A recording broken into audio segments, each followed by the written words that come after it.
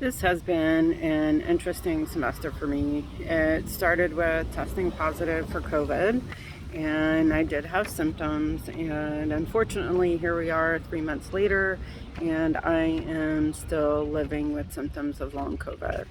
Um, I did keep up with the journal for a while, but honestly, after 2 months, it was difficult. Um, to keep up with that. I've just been in survival mode um, with work, school, and home life. Honestly, I'm still in that mode, but we're pushing through. Looking through the various learning styles, I learn best through classical conditioning. Pavlov had the right idea by bringing unconscious and automatic learning together through the goal and reward system. I rewarded myself for completing assignments with time on the Xbox or simply with scrolling through social media. And this has me thinking of theories of reinforcement behaviors that are shaped by their consequences. I read that this is an example of an operant conditioning, but I feel this also applies to classical conditioning as well. With classical, we change our behavior patterns through reward and punishment system, so they indeed do correlate with each other. There is a battle between self-control and biological disposition with learning for me.